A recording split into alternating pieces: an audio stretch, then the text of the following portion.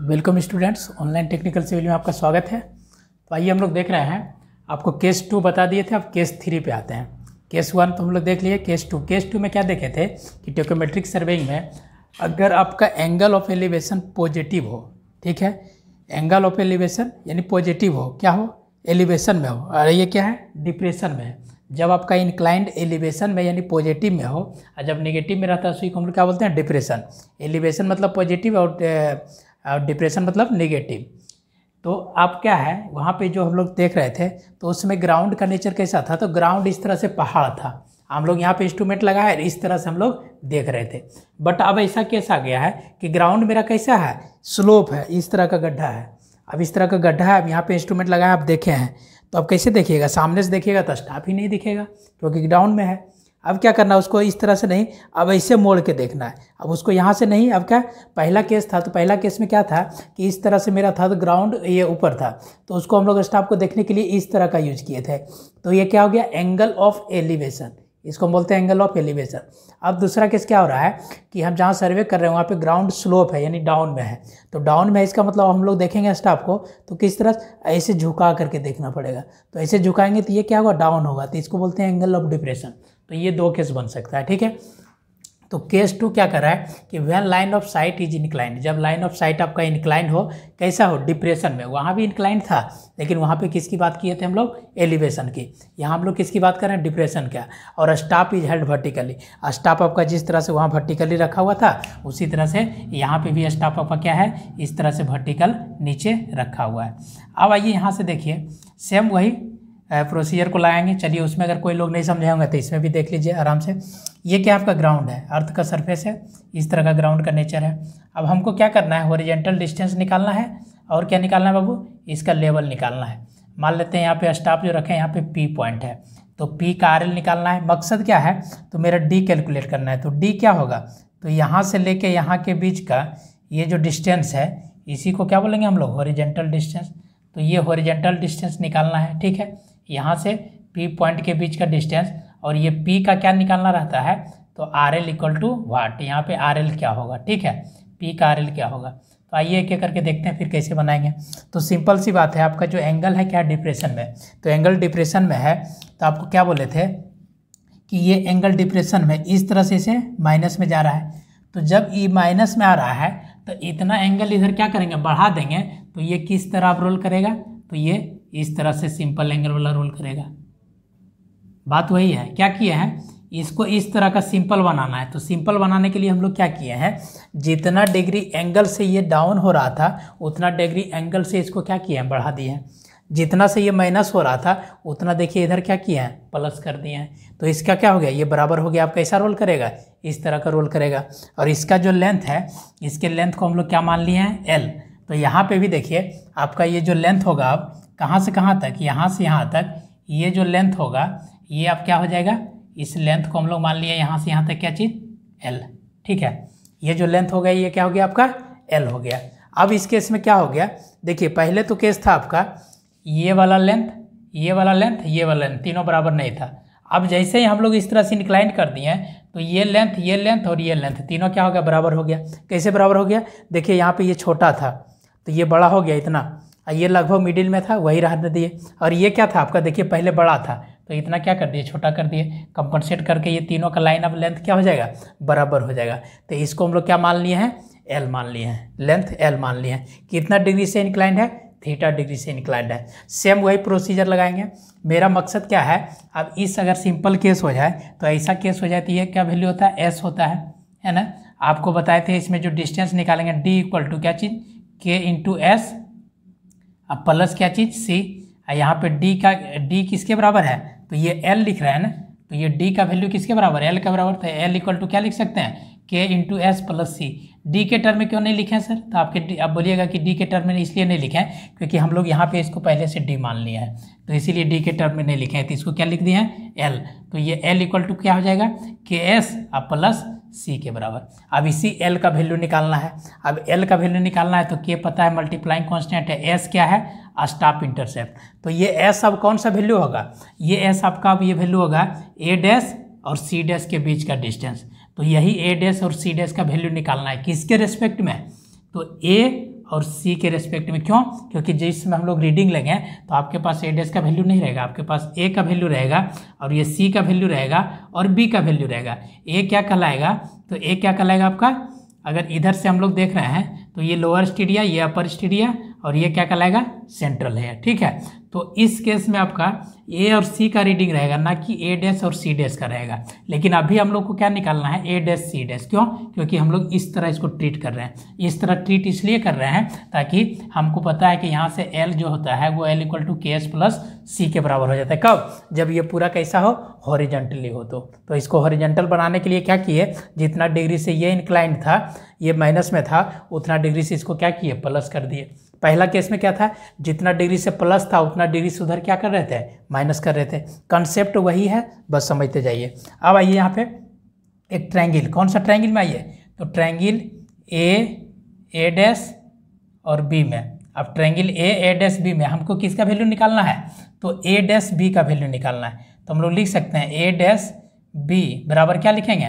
ये आपका थीटा है, ठीक है, ये थीटा है और ये क्या है? ए बी है। तो हम लोग लिख सकते हैं A B cos theta, component तोड़ेंगे ए बी कॉस थीटा हो जाएगा। उसी तरह इन ट्रायंगल किस में आइए?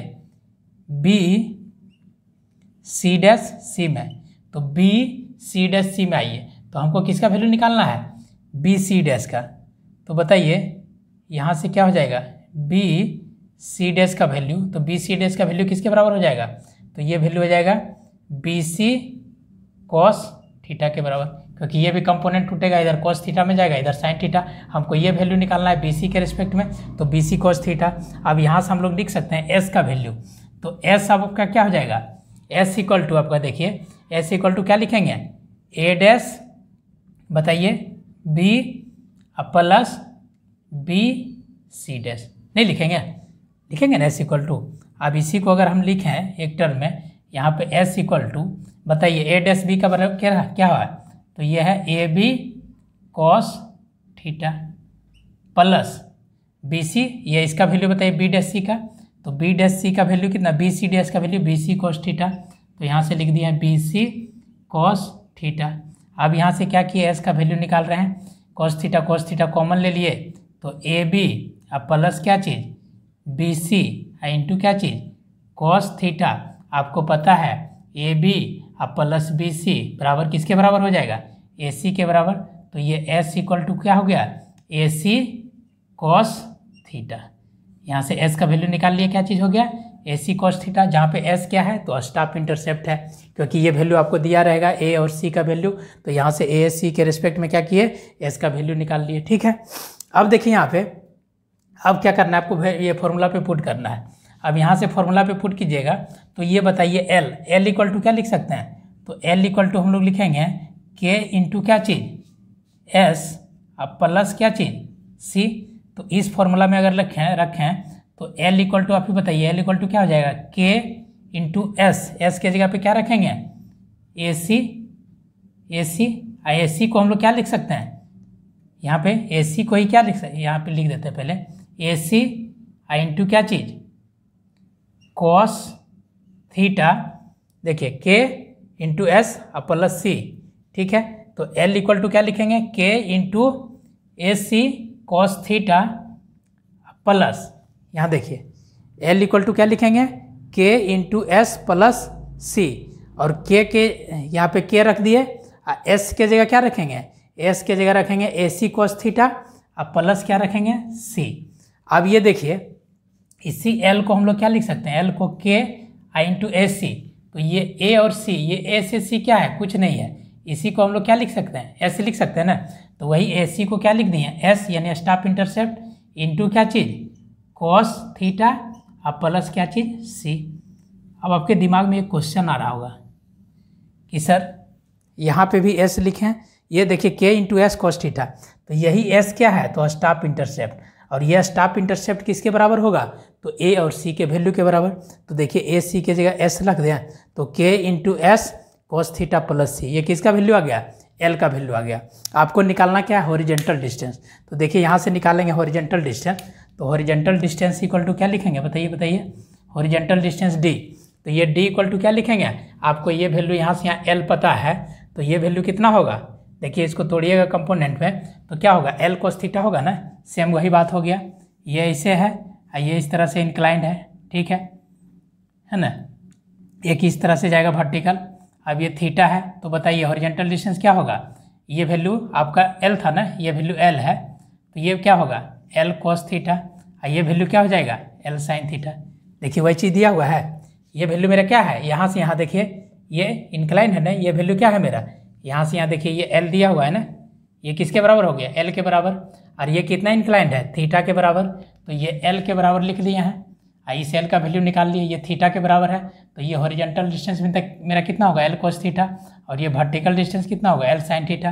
तो horizontal distance D equal to क्या लिखेंगे, बताइए एल इंटू कोस थीटा। अब यहाँ से अगर हम लोग डी का वैल्यू लिखें तो डी का वैल्यू अब बताइए एल का वैल्यू कितना है, के इंटू क्या चीज़ एस इंटू क्या चीज़ कोस थीटा, और क्या चीज़ प्लस सी, इसी में मल्टीप्लाई कर देंगे किससे कोस थीटा से, ये के एल का वैल्यू हो गया इंटू कोस थीटा। इसी डी को क्या लिखेंगे के इंटू एस, और cos theta into cos theta क्या आ जाएगा कोस स्क्वायर थीटा, और प्लस सी कोस थीटा, प्लस सी कोस थीटा। तो यहाँ से क्या चीज़ का वैल्यू आ गया डी का वैल्यू। जिस तरह से वहाँ फॉर्मूला आया था सेम फार्मूला यहाँ पे भी आ जाएगा। क्या क्लियर, डी का वैल्यू वही हो जाएगा, एलिवेशन में रहे चाहे डिप्रेशन में रहे, डी हॉरिजॉन्टल डिस्टेंस डी हो जाएगा। कि आपको पता रहेगा एस पता रहेगा थीटा पता रहेगा, यहाँ से वैल्यू निकाल लेंगे। अब उसी तरह निकालते हैं भी, तो भी इक्वल टू क्या हो जाएगा एल साइन थीटा। तो चलिए एल साइन थीटा का वैल्यू बताइए, वर्टिकल डिस्टेंस भी इक्वल टू कितना एल इंटू साइन थीटा। तो एल का वैल्यू कितना है, एल का वैल्यू के इंटू एस और क्या चीज़ कोस थीटा, अब प्लस क्या चीज़ सी, इसमें मल्टीप्लाई कर देंगे किससे साइन थीटा से। तो यहाँ बताइए भी का वैल्यू कितना हो जाएगा, तो ये भी का वैल्यू के इंटू साइन थीटा इंटू क्या चीज़ K into S into cos theta, K into S into cos theta into sine theta plus क्या चीज़ सी इंटू साइन थीटा। इसी को हम लोग भी इक्वल टू क्या लिखेंगे के इंटू एस, 2 से मल्टीप्लाई कर देंगे 2 sine theta into cos theta, यहाँ पे 2 से क्या करेंगे डिवाइड कर देंगे, अब प्लस सी साइन थीटा। अब इसी को क्या लिख सकते हैं भी equal to K into S, और यहाँ से क्या चीज़ sine 2 theta 2 sine theta into cos theta और साइन 2 थीटा, अब बटे 2 अब प्लस सी, और यहाँ पे क्या रख सकते हैं साइन थीटा। तो ये क्या वैल्यू आपका आ गया भी का वैल्यू आ गया, ये वैल्यू क्या आ गया भी का वैल्यू आ गया। अब चलिए आपको आर एल निकालना है, तो आर एल निकालने के लिए अब आइए पिक्चर पे, सब चीज़ को देखिए पिक्चर से एनालाइज कीजिए, आपको सारा फॉर्मूला याद रहेगा। ठीक है, 2 फॉर्मूला हम लोग निकाल लिए एच और भी। तो ये भी कहाँ से निकला, भी देखिए आपका कहाँ है लाइन ऑफ एक्सिस, ये है लाइन ऑफ एक्सिस से ये जो सेंट्रल हेयर है इसके बीच का डिस्टेंस आपका निकल गया, ये किसके बराबर होगा भी के बराबर है। क्लियर, हमको वैल्यू किसका निकालना है आर एल, कहाँ का, तो आर एल निकालना है आपको पी का।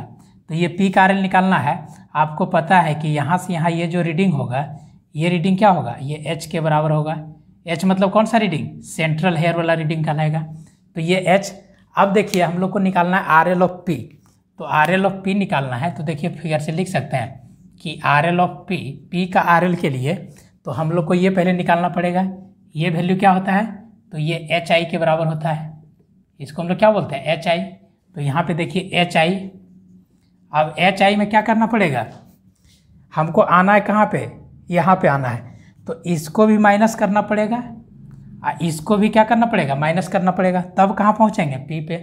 तो एच आई अब माइनस क्या चीज़ भी, अब माइनस क्या चीज़ पी।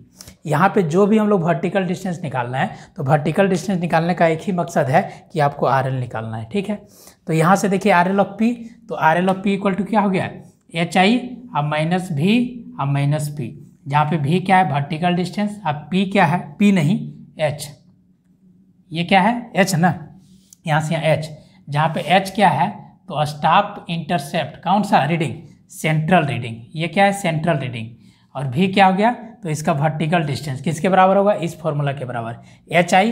अब एच आई इक्वल टू क्या फॉर्मूला हो जाएगा तो एच आई इक्वल टू क्या हो जाएगा बेंचमार्क अब प्लस क्या चीज़ बैक साइड।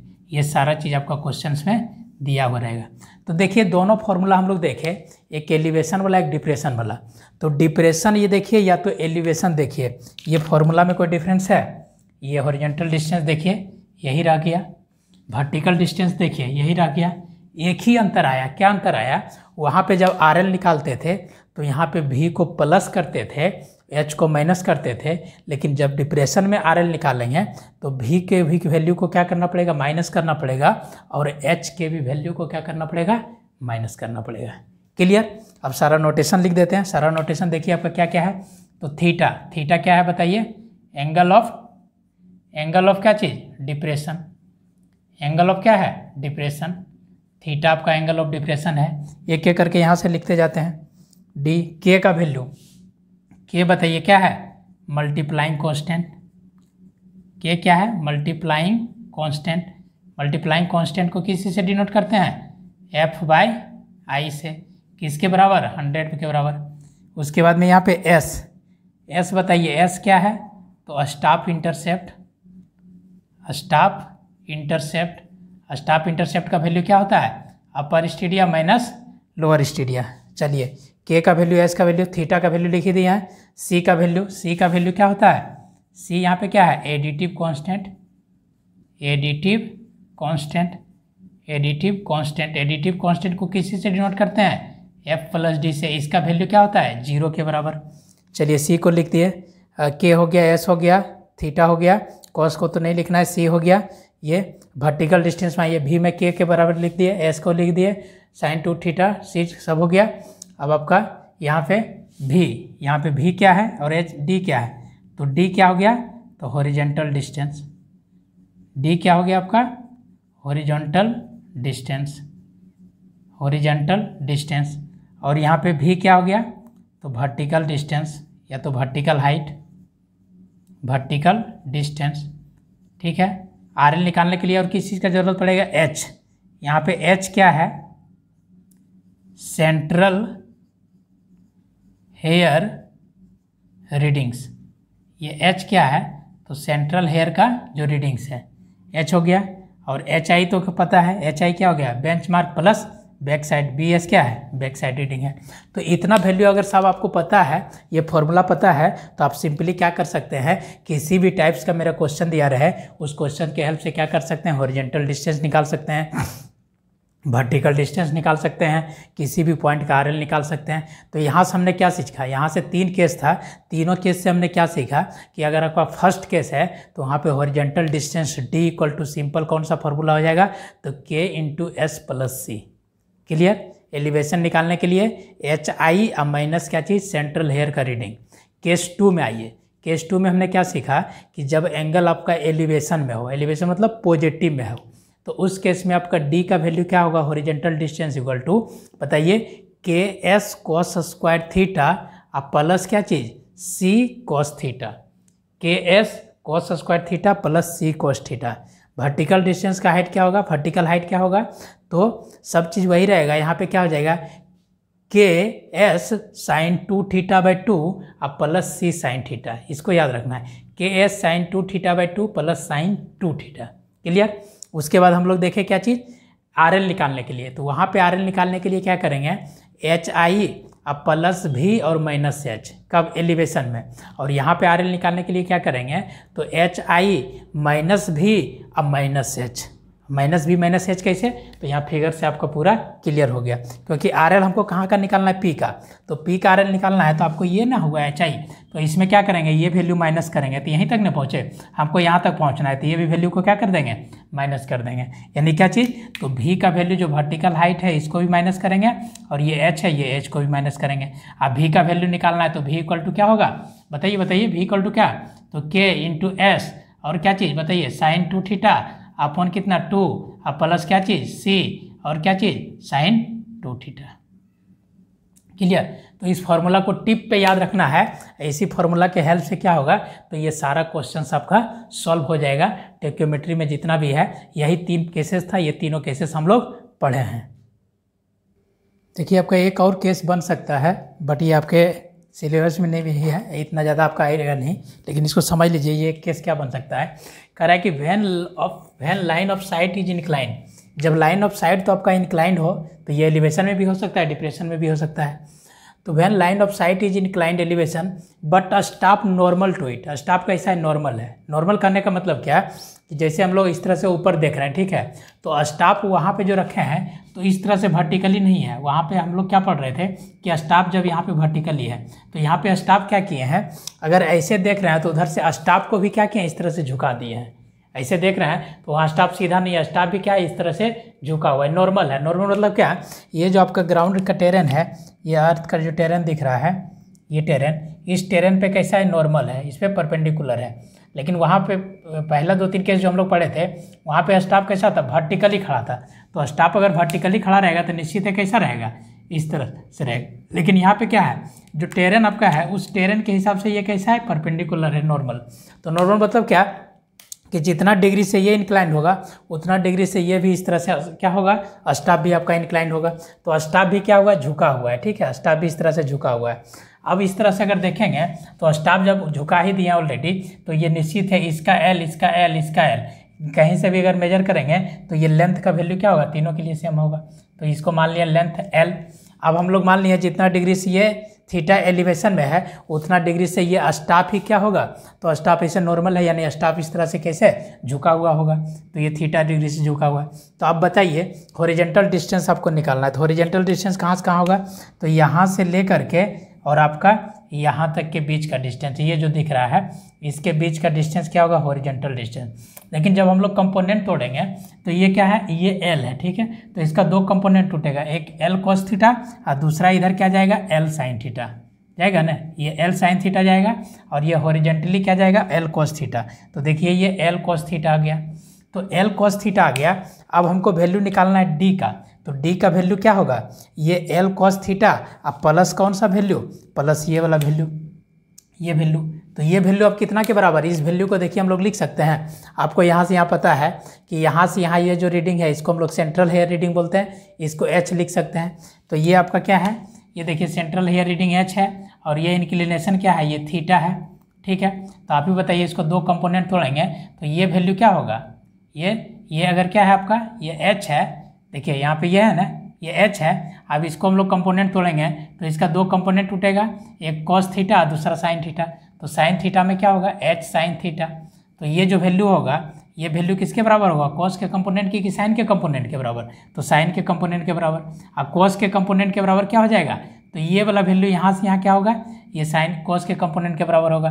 और ये वाला जो वैल्यू है यहाँ से यहाँ ये क्या हो जाएगा, तो ये साइन के कंपोनेंट के बराबर हो जाएगा। तो ये वैल्यू को हम लोग क्या लिख लिए, एच साइन थीटा, और ये वाला वैल्यू जब आएगा तो इसको हम लोग क्या लिखेंगे, एच कॉस थीटा। तो ये वैल्यू क्या हो गया, एच साइन थीटा। तो अगर टोटल डिस्टेंस हमको डी निकालना है तो बताइए ये एल कॉस थीटा अब प्लस ये कर दें तो ये क्या है, एच साइन थीटा है। तो वही लिखे हैं D equal to L cos theta plus H sine theta. अब देखिए डी में ये एल क्या है, तो नॉर्मल हो गया, जैसे पहले सब रोल करता है, ये नॉर्मली क्या हो गया, एक हॉरिजॉन्टल प्लेन में हो गया, हॉरिजॉन्टली हो गया। तो एल इक्वल टू क्या होता है, के इंटू एस प्लस सी। तो यहाँ पे एल की जगह क्या लिख दिए, के इंटू एस प्लस सी, और यहाँ पे कॉस थीटा से मल्टीप्लाई कर दिया और एच साइन थीटा इसको मल्टीप्लाई किए तो डी का वैल्यू क्या आ गया, K into S cos theta plus C cos theta और प्लस एच साइन थीटा। तो ये भी आपका हो सकता है एक हॉरिजॉन्टल डिस्टेंस, कब, जब आपका स्टाफ ये कैसा हो, नॉर्मल हो। नॉर्मल कहने का मतलब क्या है कि ये जो अर्थ का टेरेन है उस पर नॉर्मली हो, यानी जितना डिग्री से ये इंक्लाइंड है उतना डिग्री सबका स्टाफ भी कैसा है, इंक्लाइंड है। यानी पहला जो हम लोग पढ़ रहे थे तो स्टाफ कैसे था, इस तरह से वर्टिकली खड़ा था, लेकिन यहाँ पे स्टाफ वर्टिकली खड़ा नहीं, कैसे, इस तरह से टिल्ट है, यानी इस पर नॉर्मल है, इस पर नॉर्मल है। तो एक केस आपका ये हो सकता है horizontal distance D equal to K S cos theta plus C cos theta plus H sine theta. अब भी का वैल्यू क्या होगा, तो जिस तरह से एल का ये horizontal distance L cos theta हो गया उसी तरह से भी क्या हो गया, एल साइन थीटा। तो भी के जगह एल साइन थीटा, एल का वैल्यू वही हो जाएगा के एस प्लस सी। क्यों नहीं है के एस प्लस सी, क्योंकि ये नॉर्मल की तरह बिहेव करेगा, सिंपल हॉरिजॉन्टल वाला। तो के एस प्लस सी इंटू साइन थीटा, तो के इंटू एस ऐसे मल्टीप्लाई कर देंगे साइन थीटा प्लस सी इंटू साइन थीटा, ये भी का वैल्यू निकल गया। तो यहाँ से भी निकल गया और यहाँ से डी निकल गया। अब आर एल निकालना है, तो आर एल कहाँ का निकालना है, हमको यहाँ का आर एल निकालना है, इस पॉइंट का क्या करना है, आर एल निकालना है। तो अब देखिए इस पॉइंट का आर एल निकालने के लिए आपको क्या करना पड़ेगा, पहले इसका एच आई निकालना पड़ेगा। तो इसका एच आई क्या होगा, इसका एच आई, तो एच आई क्या हो जाएगा, यहाँ पे बेंच मार्क अब प्लस क्या चीज़, बी एस। बेंचमार्क का प्लस बी एस, यहाँ पे कहीं दिया हुआ रहेगा आपका इस तरह का एक बेंचमार्क रहेगा, और यहाँ पे एक रीडिंग क्या रहेगा बैक साइड का, तो back side plus B M कर देंगे। ये एच आई निकल गया। हमको आर एल निकालना है इस पॉइंट का, तो इस पॉइंट का आर एल निकालने के लिए अब एच आई में देखिए क्या जोड़ देंगे, एच आई में आपका यहाँ से यहाँ ये क्या होगा वर्टिकल डिस्टेंस होगा ना, तो ये वर्टिकल डिस्टेंस, तो एच आई अब प्लस भी कर दिए हैं। अब प्लस भी में ये वैल्यू माइनस कर देंगे तो कहाँ का आर एल निकल जाएगा, यहाँ का नहीं निकल जाएगा। तो सेम उसी तरह फॉर्मूला रहेगा, तो ये क्या हो जाएगा एच आई अब प्लस भी अब माइनस ये वैल्यू, ये वैल्यू देखिए अभी कंपोनेंट थोड़े थे ना, तो एक एच साइन थीटा होगा, तो ये वैल्यू क्या होगा एच कॉस थीटा होगा। ये वैल्यू क्या हो जाएगा आपका एच कॉस थीटा हो जाएगा। तो ये यही यहाँ पे यहाँ पे एच कॉस थीटा होगा। ये वैल्यू क्या हो जाएगा आपका एच कॉस थीटा। ये वैल्यू किसके बराबर होगा एच कॉस थीटा के बराबर, क्योंकि ये वैल्यू एच साइन थीटा होगा, तो ये क्या होगा एच कॉस थीटा हो जाएगा। तो ये एच कॉस थीटा माइनस कर दिए, तो आर एल का वैल्यू क्या होगा एच आई प्लस भी अब माइनस क्या चीज़ एच कॉस थीटा। अब देखिए सेम इसी तरह ये एंगल एलिवेशन में, अगर डिप्रेशन में रहता तो क्या होता, डिप्रेशन में भी रहता तो डी का फॉर्मूला यही होगा, भी का फॉर्मूला यही होगा, आर एल का फॉर्मूला चेंज कर जाएगा, आर एल का क्या हो जाएगा एच आई अब माइनस भी अब माइनस एच कॉस थीटा, कब जब एंगल किस में रहे डिप्रेशन में रहे।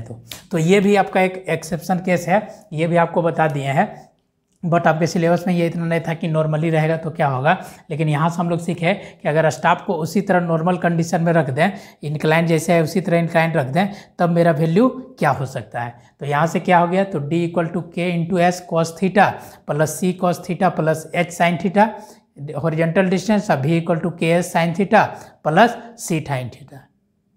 तो इस तरह से हम लोग के पास क्या होगा बहुत सारा फॉर्मूला आ गया, ठीक है। बट ये केस आप नहीं भी रखिएगा याद तो काम चलेगा, क्योंकि ये केस आज तक कभी एग्जाम में नहीं पूछा है, लेकिन एक्स्ट्रा था हम आपको बता दिए, ठीक है। तो ये वाला भी केस बन सकता है, कब ये आपका स्टाफ कैसा हो इनक्लाइंड हो। बाकी सब जगह क्या बात कर रहे थे हम लोग, स्टाफ आपका वर्टिकल हो। तो यहाँ से देखिए अगर हम लोग फॉर्मूला देखें तो फॉर्मूला पहला केस फर्स्ट में सबको याद रखना है। केस फर्स्ट में हम लोग कौन सा फॉर्मूला देख लिए, केस फर्स्ट में देख लिए जब हॉरिजेंटल हो, ठीक है, लाइन ऑफ साइट कैसा हो हॉरिजेंटल, यहाँ पे बात कर रहा है लाइन ऑफ साइट का, तो लाइन ऑफ साइट कैसा हो हॉरिजेंटल हो। तो बताइए क्या वैल्यू होगा किस चीज़ का, डी का वैल्यू, तो डी का वैल्यू कितना के इंटू एस प्लस सी, डी का वैल्यू के इंटू एस प्लस सी। आर एल का वैल्यू कितना, तो एच आई और माइनस एच, जहाँ पे एच कौन सा रीडिंग है सेंट्रल हेयर का रीडिंग। चलिए केस 2 के आ जाइए, केस 2 में क्या था, व्हेन लाइन ऑफ साइट क्या हो, लाइन ऑफ साइट देखिए सब याद रहना चाहिए, लाइन ऑफ साइट आपका कैसा हो इंक्लाइंड मतलब क्या चीज़ दो हो सकता है, ठीक है, पॉजिटिव निगेटिव, पॉजिटिव है मतलब एलिवेशन में, अगर एलिवेशन में है तो यहाँ पे वैल्यू बताइए, डी का वैल्यू सबको याद होना चाहिए के इंटू एस और क्या चीज़ कॉस स्क्वायर थीटा प्लस क्या चीज़ C cos theta plus C cos theta, सबको याद है। उसके बाद क्या निकाले थे भी का वैल्यू बताइए, भी का वैल्यू कितना होगा के इंटू एस साइन 2 थीटा अब बाय 2 अब प्लस क्या चीज़ सी साइन थीटा, ये सब याद रखना है, ठीक है। ये साइन 2 थीटा बाई 2, और उसके बाद हम लोग एक और फॉर्मूला देखे थे, इसमें क्या चीज़ आर एल, तो इसका आर एल निकाल लेंगे, तो यहाँ का आर एल कितना हो गया बताइए, तो एच आई अब प्लस भी अब माइनस एच, याद है ना सारा चीज़, ये इतना आ गया था। केस 3 में आ जाइए, तो केस 3 में आपका क्या था, जब एंगल क्या हो डिप्रेशन में हो, सारा चीज़ वही था, एंगल क्या हो डिप्रेशन में हो, थीटा यानी आपका डिप्रेशन में हो, तो थीटा डिप्रेशन में, तो डी यही रह जाएगा, भी यही रहेगा, सिर्फ क्या चेंज होगा आर एल का क्या हो जाएगा, तो यहाँ पे एच आई हो जाएगा और ये माइनस भी हो जाएगा और माइनस एच हो जाएगा, बाकी कोई चेंजिंग नहीं होगा। केस 4 में हम लोग क्या पढ़ लिए हैं, जब लाइन ऑफ साइट कैसा हो नॉर्मल हो, लाइन ऑफ साइट कैसा हो नॉर्मल हो, जो कि अभी आपके सामने दिख रहा है, तो नॉर्मल हो, तो इसमें बताइए डी इक्वल टू क्या होगा, तो डी इक्वल टू हो जाएगा, यहाँ से देखिए के इंटू एस इंटू क्या चीज़ cos theta plus C cos theta, D का वैल्यू हो गया हॉरिजॉन्टल डिस्टेंस, और ये भी का वैल्यू बताइए, भी का वैल्यू कितना हो गया K into S sine theta plus C sine theta. एक दो बार रखिएगा, सारा फॉर्मूला आपको याद हो जाएगा, बट ये उतना ज़्यादा इंपॉर्टेंट नहीं है। आइए प्लस एच कॉस थीटा तो जोड़ना था ना, प्लस एच साइन थीटा कहाँ यहाँ पे, और यहाँ पे आपका यहाँ पे क्या था के into S plus sine theta, ये हो गया। अब आइए हम लोग ये डी निकाल लिए, भी निकाल लिए, उसके बाद हम लोग क्या निकालना है आर एल। अब बताइए यहाँ पे आर एल इक्वल टू क्या हो जाएगा, तो आर एल इक्वल टू कुछ नहीं एच आई प्लस भी माइनस एच कॉस थीटा। और जब ये इसी में डिप्रेशन में आ जाएगा तो सिर्फ वैल्यू क्या चेंज होगा, केस 5 आप लिख सकते हैं इस तरह से। तो केस 5 में क्या बनेगा, सारा चीज़ वही रहेगा, सिर्फ क्या होगा इसी यही रहेगा, आर एल चेंज कर जाएगा। तो आर एल आपका क्या हो जाएगा, एच आई अब माइनस भी अब माइनस क्या चीज़ एच कॉस थीटा। तो इस तरह से इतना सारा फॉर्मूला देख लिए जो कि हमारे एग्जाम के पॉइंट ऑफ व्यू से कितना इंपॉर्टेंट है। तो ये तीनों ये इतना आपका बहुत ज़्यादा इंपॉर्टेंट है केस 3 तक। यहाँ से आपका क्वेश्चन 100% श्योर है कि एक नए क्वेश्चन आएगा ही। ठीक है, तो इस तरह से पूरा हम लोग देखें। यहाँ पे क्या देखिए, जो डिफरेंट टाइप्स का फॉर्मूला है वो फॉर्मूला क्या होता है, उसका कब यूजेज करेंगे, इस तरह का कितना कितना केसेस बन सकता था, ये सारा फॉर्मूला आपके बोर्ड पे लिखा हुआ है।